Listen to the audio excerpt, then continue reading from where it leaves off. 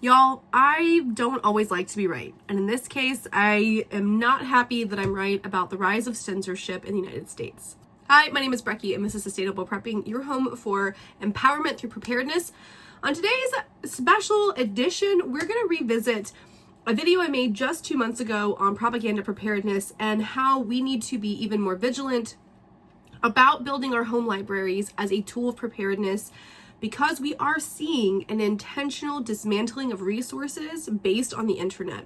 So we should start preparing for a world in which the internet is either available only on a limited or monitored basis or isn't available at all. Now, this sounds really alarmist, and as I have said before, I am not an alarmist person. I do not like to be right when I give you these recommendations. But despite some of y'all sending me some Instagram messages, getting into my DMs and telling me that I am alarmist and I'm not sensible, this just happened. Yes, we have had pictures removed from a national park that depicted the horrors of slavery. Now, you might think, oh, that was just one monument, but we also have this that has happened over the last couple of months, which is the systematic scrubbing of both transgender and bisexual individuals from the Stonewall National Monument. And if you forgot or somehow missed it, this happened. Yes, we took down a webpage dedicated to the wonderful Bea Arthur of the Golden Girls because she served in the Marines. And we can't have that DEI nonsense, can we? What does this show us?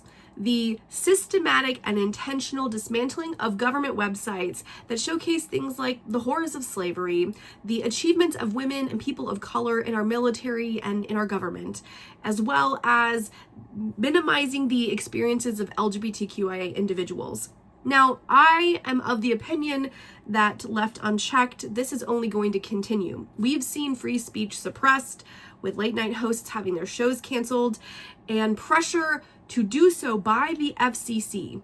Here's a caveat. Free speech is not free from consequences, and shows can be canceled if networks don't feel like they meet their ratings or someone says something distasteful. Roseanne Barr isn't a person who was affected by this, right? She called Michelle Obama a monkey. People really got upset about that. She lost her show. But the FCC didn't pressure her network to drop her. The FCC did pressure ABC to drop Jimmy Kimmel, and that's why it's a free speech issue. I never watched Jimmy Kimmel, really. He wasn't my favorite, but it doesn't matter. If the government is pressuring a network to drop somebody because they don't like what is being said, that is censorship.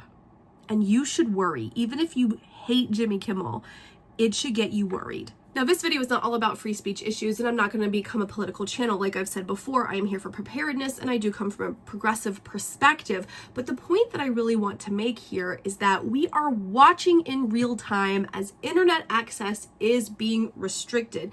The CDC has had to take down several different studies because they're DEI, but this includes studies on things like birth control effectiveness. We are seeing a removal of access to web pages about LGBTQIA information, the dismantling of the LGBTQIA suicide hotline. We are seeing a dismantling of internet-based resources. We even saw a couple of the constitutional amendments somehow magically, accidentally be dropped when a web page was being updated. You can tell how much I believe that. The point is, if you have been using the internet as your base of operations, if you have been relying on ebooks and websites and even YouTube as a resource, it's time to start thinking about going analog. Now listen, I love ebooks. I listen to a lot of audiobooks. I love YouTube. I'm probably on YouTube way more than I need to be. I love to watch gardening videos and canning videos and recipe videos. And sometimes I watch political commentary, and sometimes I watch like homesteading stuff. I really enjoy watching real life people create content. I prefer that to watching stuff on TV, to be honest with you. But I'm also very well aware, especially in the moment that we are in here in the United States, that our access to the internet is very likely to be restricted. Now, I don't think they're going to go full blackout. I think the outcry, I think the danger is very high if they decided to try to fade everything out. But I do think they're going to start placing restrictions. I think terms and phrases that are commonly used now are going to be restricted. And I think they're going to say they're doing this to prevent terrorism, and they're going to say anything with the phrase like liberal, progressive, inclusive, any of these like hot button words that conservatives don't like. I think they're going to come in and they're going to start monitoring and policing the internet. Now that's dangerous for a whole host of reasons, but I suspect they're going to start doing it anyway, because who's stopping them? Clearly nobody. So what I want you to really understand is that the internet starts being policed, if the internet starts being monitored, if the internet here in the United States gets a fade out, websites that you have previously had access to, or even books you have purchased digitally that are stored on devices that are still connected to the internet, they can be taken. They can be taken. The websites can be dismantled.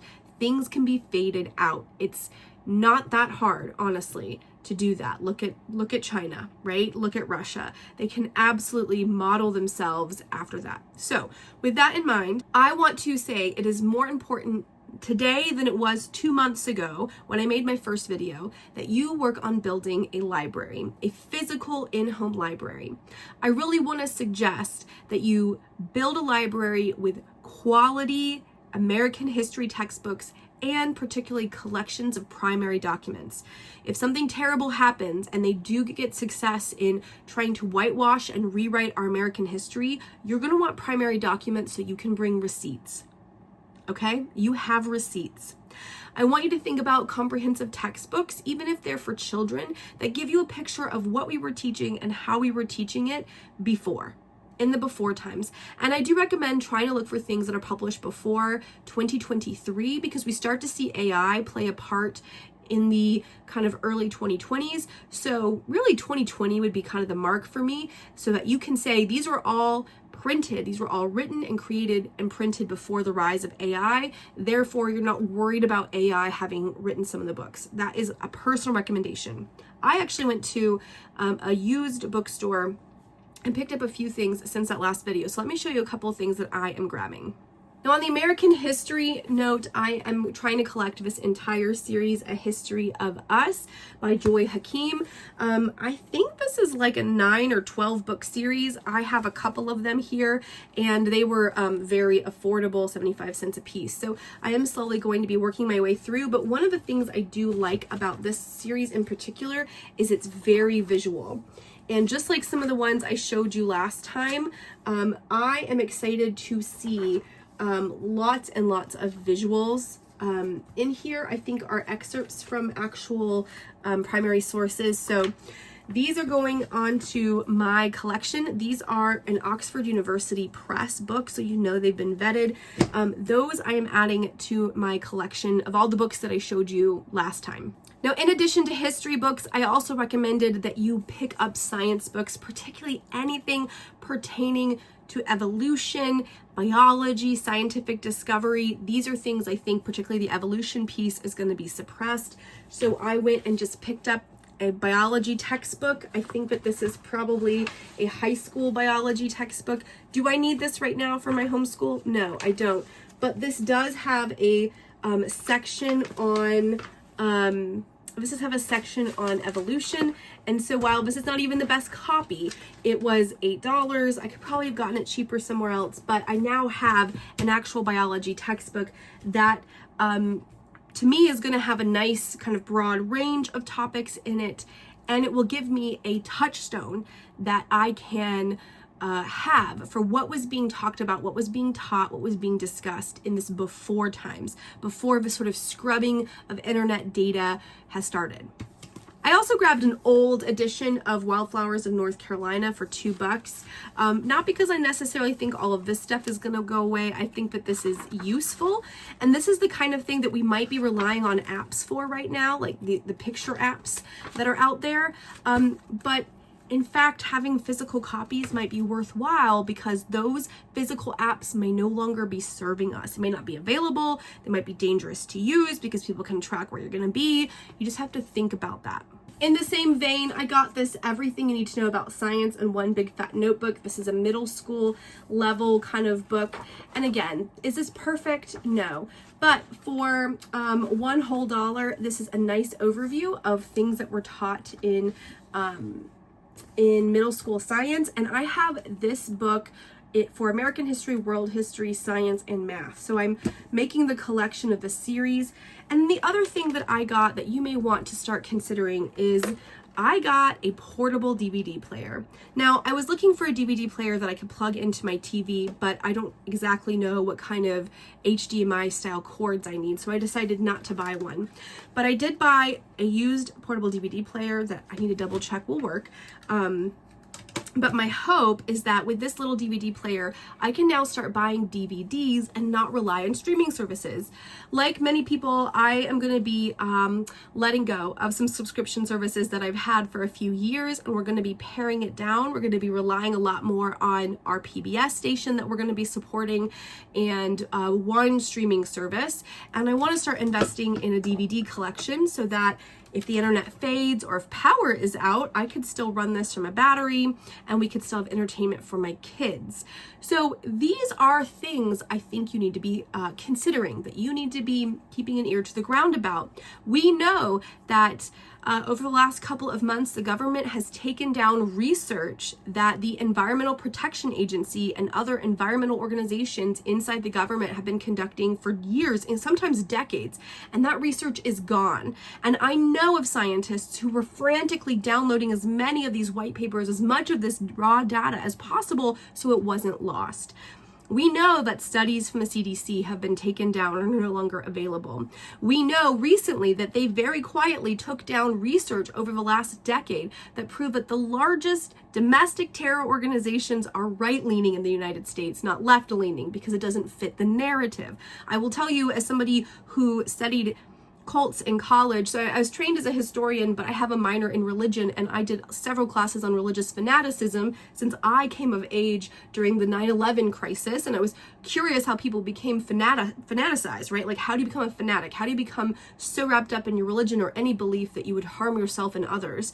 And I did research on the KKK, because I'm from the South, and also other religious cults, religious fanatical groups, and the majority of domestic paramilitary terror organizations in the United States are absolutely right-winging. It's like at least 4-1. It's at least a 4-1. At least that was in 2002 was when the research I was reading was written. So listen, y'all, those things are being taken down.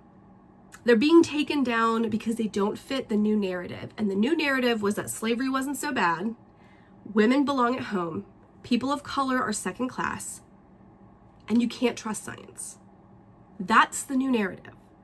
They're showing us their actions. If you care about preserving a more diverse, pluralistic view of the world, if you care about knowing what people knew in the before, now is the time to get your hard copies. Also, I've heard that you can download all of Wikipedia for like 8 gigabytes or something. You can store it on an external hard drive. You know, just in case those web pages get policed. I hope that you found this useful. Comment down below and let me know what kinds of books that you are adding to your own personal library. What kinds of collections of DVDs are you gathering? I'm going to gather a bunch of different movies and hopefully some documentaries. I'd love to find some of the great Ken Burns documentaries, but I mostly want to make sure that I have a collection of items where I can provide literacy, accurate history, accurate science to my family if those things are no longer available from an internet-based standpoint. And hopefully we will never have to see a book burning, but it's not outside the realm of possibility. I hope you guys are all doing well. I hope that you feel empowered to make choices to support you and your family. And until the next video, happy prepping.